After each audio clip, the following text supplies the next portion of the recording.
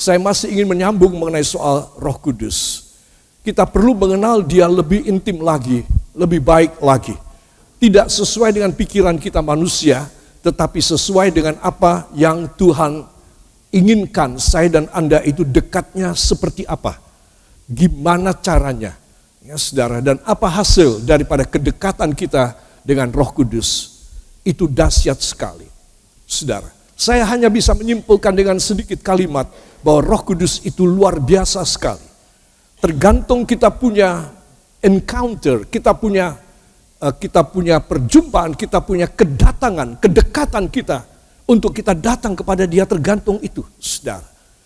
Roh Kudus tidak bisa masuk pada hati yang keras. Roh Kudus tidak bisa masuk pada hati yang sombong. Roh Kudus hanya menguasai hati orang-orang yang rendah dan orang-orang yang 100% berserah kepada Tuhan. Amin. Itu sebab pengenalan kita akan Roh Kudus itu bukan tergantung kepada apa yang akan saya sampaikan, tetapi tergantung kepada bagaimana saudara menerimanya dan merespons. Sehingga kalau umpamanya ada anak-anak kita yang masih kecil dan masih sedang bertumbuh di bawah 10 tahun, mereka bisa datang kepada Tuhan dan menyerahkan hidup mereka yang masih kanak-kanak. Saudara, Roh Kudus itu masuk pada mereka, saudara. Sementara orang yang sudah dewasa, barangkali orang yang sangat educated, yang sangat terpelajar, dia tidak bisa masuk Roh Kudus dalam hidupnya. Ya, saudara, beberapa orang mengatakan demikian, dan saya sudah tahu bahwa kedudukan seseorang itu seringkali menghambat Roh Kudus. Ya, saudara. Dan itu merupakan fenomena negatif di dalam masyarakat Kristen. Ya, saudara. Orang-orang yang mempunyai pangkat yang tinggi, ya, saudara, ataupun yang menguasai satu daerah, ya, saudara, beberapa menanyakan kepada saya, ada yang saya kenal, ada yang saya tidak kenal, ya, saudara. Dan dia mengatakan, saya dari sini, kedudukan saya ini, tapi tolong bantu saya kok tidak bisa merasakan Roh Kudus dalam hidup saya. Saya dari kecil, lahir dari keluarga Kristen, kemudian saya belajar, saya kuliah, saya menjadi sarjana, saya diangkat oleh pemerintah, saya punya kedudukan lumayan, tapi saya tidak bisa mengenal Roh Kudus. Ya, saudara. Tetapi, saudara, sebaliknya ada orang-orang yang bahkan tidak terpelajar, tetapi mempunyai kerendahan hati dan keterbukaan kepada Tuhan. Saudara, Roh Kudus itu masuk dan menguasai hidup dia. Dan ini luar biasa sekali. Setelah dia dipenuhi dengan Roh Kudus, saudara, maka perubahan daripada hidup dia secara fisik, secara keuangan, secara materi, secara kualitas hidup, Tuhan itu meningkatkan, saudara. Jadi seseorang itu ditingkatkan martabatnya bukan karena dia itu belajar dan pintar, bukan karena dia mempunyai gelar, bukan karena dia mempunyai modal, saudara, bukan karena dia sekian puluh tahun ikut Tuhan dari sejak lahir. Tidak, saudara. Dia mengalami satu pengangkatan dari Tuhan, dimuliakan oleh Tuhan, semuanya dibikin mudah dalam mata pencahariannya, dalam karirnya, dalam profesinya, dalam apapun perjuangan hidup. Itu gara-gara dia itu merendahkan diri, sehingga Roh Kudus mengangkat dia. Kita harus tahu bahwa Tuhan mengasihi orang yang rendah hati, tetapi Tuhan melawan orang yang sombong. Amin. Itu sebab kita harus mengusahakan diri kita. Setan itu memblow up, setan itu ngipasin kita, supaya kita itu tinggi hati di hadapan Tuhan. Ya, saudara, anak-anak Tuhan harus melawan pekerjaan kuasa gelapan, bisikan iblis, sehingga Roh Kudus itu bisa 100% bekerja di dalam hidup dia. Yang setuju beri tepuk tangan bagi Tuhan. Haleluya. Kita masuk pada sudah dimeterai Roh Kuduskah Anda? Ya, jangan telat, ya, saudara. Nah, para kekasih, di sini saya ingin mengajak semua saudara membuka sekali lagi di dalam Wahyu pasal yang ke-7 ayat 2 dan ayat yang ke-3. Kita perlu membaca, saudara, supaya kita tahu kenapa kita harus diurapi oleh Roh Kudus. Kita mulai dari judulnya. Ayat 1-3 ya. 1, 2. Orang-orang yang dimeteraikan dari bangsa Israel. Kemudian daripada itu Aku melihat 4 malaikat berdiri pada keempat penjuru bumi, dan mereka menahan keempat angin bumi, supaya jangan ada angin bertiup di darat, atau di laut, atau di pohon-pohon. Dan aku melihat seorang malaikat lain muncul dari tempat matahari terbit. Ia membawa meterai Allah yang hidup, dan ia berseru dengan suara nyaring kepada keempat malaikat yang ditugaskan untuk merusakkan bumi dan laut. Katanya, janganlah merusakkan bumi atau laut atau pohon-pohon sebelum kami memeteraikan hamba-hamba Allah kami pada dahi mereka. Amin. Saudara, disebutkan jangan merusakkan, ya, semua perkara kamu tahan, jangan dulu. Aku mau bekerja untuk mengurapi. Semua orang hamba-hamba Allah aku akan urapi lebih dulu. Kata penghulu malaikat yang penuh dengan kuasa kepada keempat malaikat penjaga mata angin. Utara, selatan, timur, barat. Ya, saudara, kata firman, itu ada malaikat yang memegang keempat mata angin. Ya, saudara, sehingga tidak ada tiupan angin, tidak ada desiran angin. Saya sudah jelaskan dalam kebaktian yang lalu, saudara, secara ilmu falak ataupun secara ilmu geologi, saudara, secara ilmu klimatologi dan meteorologi, maka kalau tidak ada angin, saudara, terjadi porak-poranda di mana-mana tempat. Saudara, kita bisa, pohon bisa tegak, bangunan kita bisa tegak, dan semua bisa baik, berjalan dengan normal, karena ada pusaran angin. Saudara, karena kita tahu bahwa bumi ini berotasi pada porosnya. Saudara, itu menghasilkan daya angin, ya, turbulensi. Kalau itu sampai ditahan oleh malaikat, saudara, semua pada ambruk. Terjadi chaos yang luar biasa. Dan chaos itu harus terjadi beberapa saat. Karena penghulu malaikat ini mau mengurapi dan memeterai orang-orang pilihannya pada saat itu. Itu pada saat apa, saudara? Pada saat orang-orang Kristen tertinggal. Jadi saudara mesti tahu bahwa apa yang menyelamatkan seorang anak Tuhan, sehingga kalaupun dia mengalami sesuatu hal yang berat dalam hidupnya, dia bisa bertahan. Dia ada dalam naungan yang aman dan tentram dari Roh Kudus. Ya, saudara, itu karena anak Tuhan ini dia sudah diurapi. Saya yakin setiap hari Rabu dalam Bible Study kita bersama-sama sebelum kita menutup kebaktian, kita mengoles dahi kita dengan minyak urapan. Saudara, itu adalah cara Tuhan untuk membuat saudara dan membuat saya supaya kita diurapi, dimeterai pada dahi kita. Tadi kita baca dimeterai di mana, saudara? Di dahi mereka. Itu sebab ini adalah satu kebaktian yang istimewa. Ini yang membuat saya dan saudara diselamatkan. Sehingga bila mana terjadi hal-hal yang akan terjadi, hal-hal yang tidak karu-karuan, ya, fenomena alam oleh karena murka Allah. Ingat, 4 malaikat yang memegang 4 mata angin ini akan merusakkan bumi. Akan meluapkan amarah dari Tuhan. Saudara bisa bayangkan, ya. Mereka malaikat yang khusus untuk meluapkan marahnya Allah. Di tangan mereka, di hembusan nafas mereka, itu di 4 mata angin mereka sudah siap standby. Saudara, kesempatan terakhir untuk kepenuhan Roh Kudus pada saat itu ada pada Wahyu pasal yang ke-7 ini. Yaitu masih ada orang-orang yang tertinggal dan mereka-mereka yang ada di dalam keadaan mereka itu jauh dari Tuhan, tetapi hati mereka itu merindukan Tuhan. Ingat, Tuhan itu penuh dengan kasih sayang. Dia tidak akan memberikan garis finish satu kali. Tidak, karena kamu sudah aku tunggu, kamu tidak mau, udah sekali ini aku akan hukum kamu. Mungkin dia memberikan garis finish 2-3 kali pada kita. Saudara, apa sebab? Karena Tuhan itu sangat mencintai kita. Dia tidak ingin kita masuk dalam hukuman yang kekal. Katakan amin. Dia ingin kita masuk dalam hidup yang kekal. Amin. Itu sebab Tuhan selalu menahan dirinya untuk tidak segera memusnahkan orang-orang yang menolak dia atau yang menyepelekan dia.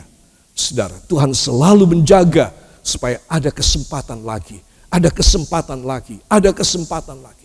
Coba, kalau Tuhan itu adalah Allah yang begitu kejam, saudara, begitu saya dan Anda jatuh dalam dosa, kita sudah langsung dikasih hukuman.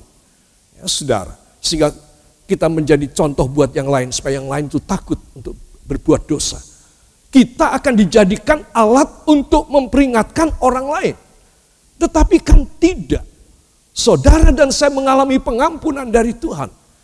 Setelah setiap Rabu kita diurapi dengan minyak urapan, hari Minggu kita makan perjamuan kudus. Coba. Ini karunia yang luar biasa buat kita. Kita harus menghargainya. Tuhan selalu ada kesempatan untuk hamba lebih dekat kepadamu. Selalu ada kesempatan untuk hamba makin berkenan kepadamu.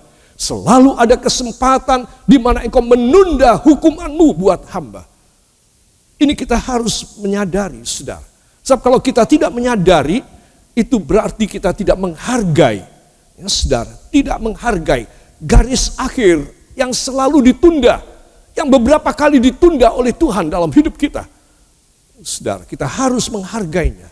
Itu sebab anak-anak Tuhan perhatikan, dari Wahyu pasal yang ke-7 ini, Tuhan ingin supaya kita semua dimeterai.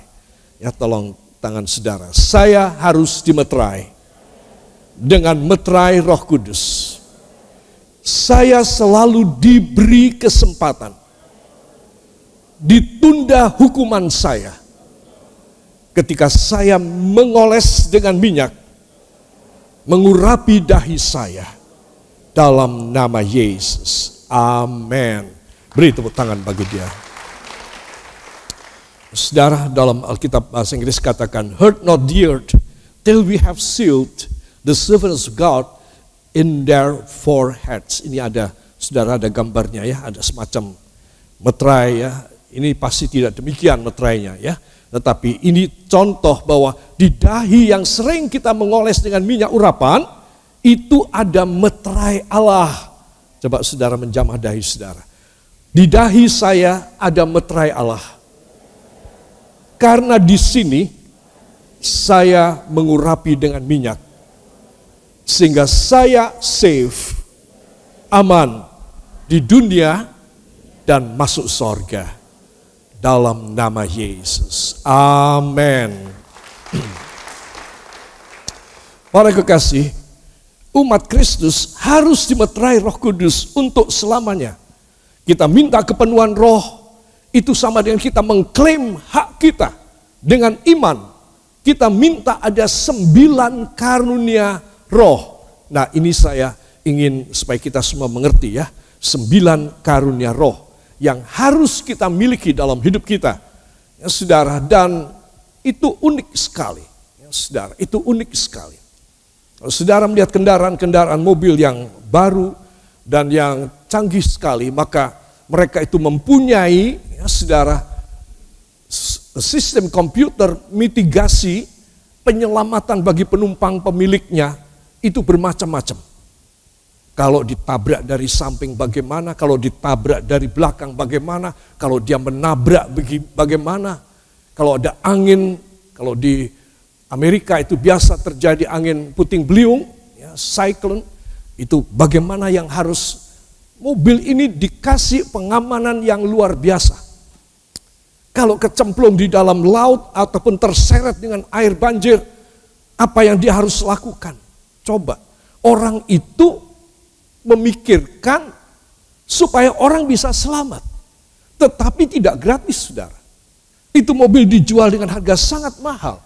Kenapa? Karena di dalamnya itu ada begitu banyak kecanggihan. Seorang yang penuh dengan Roh Kudus, dia mengalahkan segala macam kecanggihan penyelamatan. Karena dia itu adalah seorang yang memang selamat. Yang tidak akan bisa dibinasakan oleh iblis, fenomena alam, kebakaran dan segala musibah. Dia tidak bisa. Saya dan Anda ini adalah orang-orang biji mata Tuhan. Itu sebab kita harus bersyukur anak-anak Tuhan. Semasa kita masih hidup, kita harus tahu bahwa meterai ini ada pada aku. Setiap kali aku datang dalam Bible study, aku dimeterai. Kemudian setiap kali saudara ikut di dalam Bible study dari sinode kita GKG, saudara juga mengoles dengan minyak sekali lagi. Saudara makan perjamuan kudus sekali lagi. Saudara, wow, 1 minggu berapa kali saudara menerima? Bukankah itu hebat? Kenapa saudara mesti terus menanggung beban yang berat dari hidup saudara? Kenapa saudara mesti putus asa? Kenapa saudara mesti menangis? Kenapa saudara mesti mengalami sesuatu hal yang menekan batin saudara? Karena saudara kurang sadar. Saudara itu diurapi oleh Roh Allah. Orang yang menyadari bahwa dia diurapi oleh Roh Allah, dia ada apa-apa, dia cuma angkat tangan saja dan dia tahu Tuhan turun tangan. Amin. Ini keuntungan yang besar dari orang yang dimeterai oleh Roh Kudus. Itu sebab anak-anak Tuhan, saya ingin menegaskan kepada saudara, jangan sampai saudara tidak memiliki meterai Roh Kudus. Ya, 1 Korintus 12 ayat 8, 9, dan 10. Kita akan bangkit berdiri, kita akan membaca bersama. 1, 2. Sebab kepada yang seorang Roh memberikan karunia untuk berkata-kata dengan hikmat, dan kepada yang lain Roh yang sama memberikan karunia berkata-kata dengan pengetahuan. Kepada yang seorang Roh yang sama memberikan iman, dan kepada yang lain Ia memberikan karunia untuk menyembuhkan. Kepada yang seorang Roh memberikan kuasa untuk mengadakan mujizat, dan kepada yang lain Ia memberikan karunia untuk bernubuat, dan kepada yang lain lagi Ia memberikan karunia untuk membedakan bermacam-macam roh. Kepada yang seorang Ia memberikan karunia untuk berkata-kata dengan bahasa roh, dan kepada yang lain Ia memberikan karunia untuk mentafsirkan bahasa roh itu. Amin. Terima kasih, silakan duduk kembali. Saudara, jelas ya, harusnya mulai dari ayat 4 kita membaca sampai dengan ayat 11. Saya menyarikan ayat 8, 9, dan 10 saja. Jelas sekali tentang 9 karunia roh ini. Mari kita akan tengok, saudara, supaya kita tahu bahwa karunia roh, namanya karunia itu pemberian. Kalau pemberian itu gratis atau harus bayar? Gratis. Terus Anda dan saya menerima karunia dari Tuhan itu gratis. Kenapa kita tidak meraihnya sekuat tenaga kita, segenap hati kita, seluruh passion kita? Aku harus meraihnya dalam hidupku. Ya, saudara, yang pertama tadi kita baca ayat yang ke-8 ya, berkata-kata dengan hikmat. Katakan bersama saya, berkata-kata dengan hikmat. Saudara, apa maksudnya? Kita ini biasanya apa kalau bicara? Wah, seenaknya saja. Apalagi menghadapi orang yang lebih rendah, kita anggap dia lebih bodoh, lebih muda, lebih rendah dari kita orang. Orang penuh Roh Kudus sudah tidak lagi. Dia mulai bicara dengan hikmat Tuhan.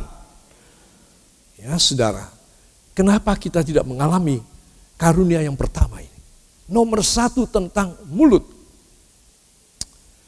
Tuhan ingin supaya kita tahu bahwa orang yang bicara dengan hikmat, dia membuka jalan untuk karunia Tuhan yang lain. Tetapi seorang yang bicara tidak dengan hikmat, saudara, maka dia menutup karunia-karunia yang lain di dalam hidupnya. Saudara, hebat sekali orang mempunyai karunia nomor 1 ini. Saya kepingin sekali supaya saya bisa berkata-kata dengan hikmat, saudara. Karena ini akan membuka buat saya karunia yang kedua dan seterusnya sampai karunia yang ke-9.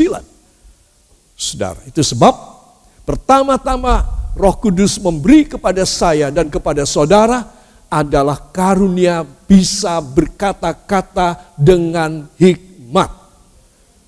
Coba direnungkan, Aku dapat karunia yang pertama sebagai pembuka karunia yang lain, supaya aku bisa bicara dengan hikmat. Bicara dengan apa? Dengan hikmat. Ya, saudara. Kemudian kita melihat ya, yang kedua sekaligus 1 dan 2 ini saya akan tunjukkan perbedaannya. Karunia yang kedua adalah berkata-kata dengan pengetahuan. Saudara, apa bedanya? Hikmat itu dari Tuhan, pengetahuan juga dari Tuhan. Nah, bedanya terletak di sini. Kata-kata hikmat itu adalah kata-kata firman. Saudara, yang tiba-tiba muncul pada kita. Karena itu hikmat itu bukan dari kita belajar di bangku kuliah atau di sekolah atau di kursus. Kata hikmat itu karena kita taat kepada Tuhan di bangku sekolahnya Tuhan. Roh Kudus mengajari saya dan saudara supaya kita mendapatkan kata-kata hikmat. Saudara, itu bukan dari kita orang, tidak bersumber dari kita punya brain, dari kita punya memori, dari kita punya pengetahuan. Tidak. Apa bedanya dengan kata-kata, berkata-kata dengan kata-kata pengetahuan? Nah, yang kedua ini pengetahuan, ini bukan mengenai soal-soal kerohanian dan sorgawi dan alkitabiah. Pengetahuan tentang scientific, tentang pengetahuan, ya bidang-bidang sains yang kita tidak tahu. Tiba-tiba saudara harus dihadapkan dengan satu kondisi di mana saudara harus memberi jawaban, memberi pengarahan. Padahal saudara tidak pernah belajar tentang ilmu tersebut, pengetahuan tersebut. Saya tidak pernah belajar. Tapi karena kita kepepet, kita harus memberikan nasihat, kita harus memberikan jalan keluar. Ya, walaupun saudara bukan dokter, tiba-tiba saudara bisa mengeluarkan satu nasihat tentang kesehatan, nasihat tentang pengetahuan medikal, ya, tentang pengetahuan kesehatan, tentang pengetahuan kedokteran, tentang obat-obatan, ya, farmakologi. Di lain waktu saudara dihadapkan pada sesuatu peristiwa ataupun pada satu problema, keteknikan, teknik, saudara tidak mengerti tentang sesuatu yang berkenaan dengan ilmu tersebut karena saudara tidak pernah belajar dan itu awam dari hidup saudara, saudara tidak pernah tahu. Tiba-tiba keluar dari mulut saudara satu solusi untuk bidang teknik tersebut, untuk bidang sosial, untuk bidang politik, untuk bidang ekonomi, untuk bidang kesehatan, untuk bidang pertahanan, dan lain sebagainya.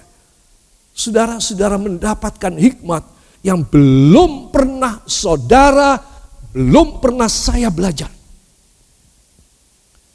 Ini kalau bukan Roh Kudus tidak mungkin. Ya saudara, dari mana bisa? Ya, saya ambil satu contoh. Om saya yang paling kecil dari mami saya, beliau sekarang sudah beda 10 tahun dengan saya, berarti dia sudah 84 tahun ya saudara. Pendeta senior di Makassar. Dan kemudian pada waktu dia masih single, dia dipakai Tuhan untuk menginjil ke seluruh Indonesia. Ya, dan dia asal, saya pernah cerita sama saudara ya, dan dia taat sekali kepada suara firman Tuhan. Dan setiap kali kalau saya mengantar dia ke terminal bis dengan naik motor di Surabaya untuk dia berangkat, zaman dulu naik pesawat itu mahal sekali saudara. Jadi dia naik bis, kemudian naik kapal untuk nyebrang ke pulau lain, saudara. Dan dia membawa koper yang agak besar, saudara. Dia membawa pakaian yang banyak. Nanti kalau pulang, kopernya kosong. Dia bagi pakaiannya kepada para pendeta di pedesaan. Kemudian saudara, satu kali dia diundang ke Thailand. Nah di Thailand sudah tentu bahasa Thai dia tidak tahu sama sekali. Dan orang di sana pada zaman itu yang mengerti bahasa Inggris juga sedikit sekali. Itu sebab dia bergantung kepada kepenuhan Roh Kudus. Dan ketika dia disuruh maju berkhotbah, dia tanya apakah dia bisa bahasa Inggris untuk menerjemahkan khotbah saya atau bahasa Indonesia untuk menerjemahkan. Jawabannya tidak ada. Dia pucat sekali, tapi dia naik juga ke atas. Ketika dia dengan iman dia mulai berkata-kata dan mengajak berdoa, itu doanya dia, kata-kata dia, kata-kata pembuka dia dan doa pembuka dia itu bahasa Thailand. Menurut saudara, bisa terjadi apa tidak? Nah, ini kata-kata pengetahuan.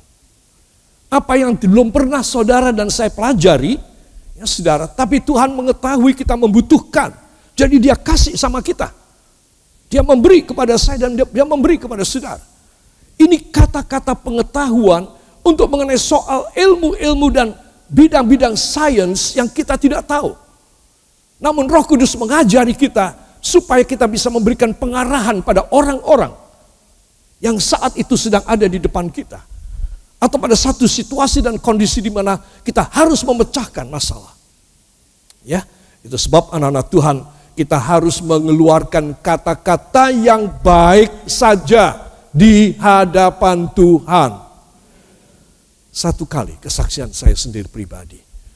Sekian puluh tahun yang lalu ketika itu ya mungkin ada kalau saya di Magelang itu baru 7 tahun, 6-7 tahun. Kemudian saya diajak untuk mengadakan KKR di dalam hutan. Di mana saudara? Hutan. Hutannya Kalimantan Selatan, perbatasan Kalimantan Tengah. Ya, saudara. Dan saya, ya pekerjaan pelayanan dulu belum begitu kompleks, belum begitu banyak. Jadi saya pergi 2 minggu. Ya, saudara.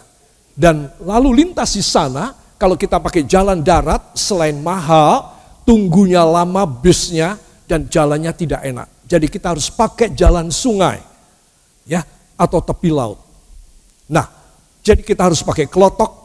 Kalau kita bisa sewa kapal yang lebih besar, klotok yang lebih besar, lebih bagus, bisa lebih cepat. Saudara, satu kali kita sedang berjalan, saya dengan 6 orang, kami 7 orang, ya saudara. Yang 6 ini semua pendeta setempat dari Kalimantan. Dan pada waktu ini klotok jalan, tiba-tiba itu air itu surut, saudara. Saya itu melihat dan saya merasakan seumur hidup ini kapal langsung turun begitu, saudara. Dan pengemudinya berkata, kita berhenti, kita makan saja, kita tunggu air. Saya tanya, sampai kapan airnya datang?